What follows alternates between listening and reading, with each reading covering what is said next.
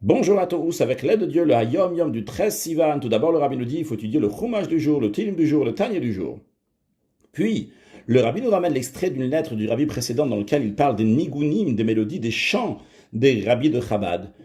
D'ailleurs, dans cette lettre, à cette occasion, le rabbi précédent voulait qu'on va faire un livre qui s'appelle Sefer Anigunim, un livre qui recueille les mélodies, les chants des rabbis de Chabad, les chants chassidiques, d'ailleurs ce qui a été fait plus tard, le Sefer Anigunim.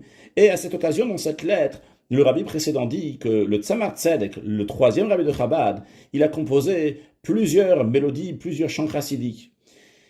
D'ailleurs, lorsqu'il étudiait la Torah, il étudiait à voix haute, il étudiait en chantant. Et quand un de ses petits-fils, il étudiait à voix basse, il a réprimandé sur ça.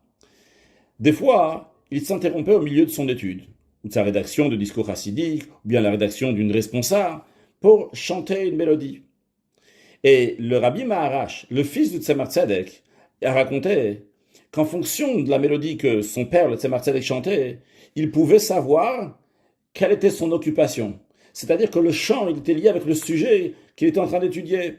D'ailleurs, le Tzemar Tzedek, il avait des chants qui étaient fixes, des mélodies qui étaient fixes pour chaque chose, certains avec lesquels il priait, certains qui il chantait donc au repas de Shabbat. Il avait un chant particulier lorsqu'il mettait les vêtements de Shabbat, particulièrement lorsqu'il mettait son shtreimel. De même, il avait un chant particulier lorsqu'il enlevait ses vêtements à la sortie de Shabbat. Que Dieu fasse que très prochainement on va mériter au 10e chant, à la Shira Asirit, qui va y avoir lors de la venue de Mashiach Now, un excellent Yom.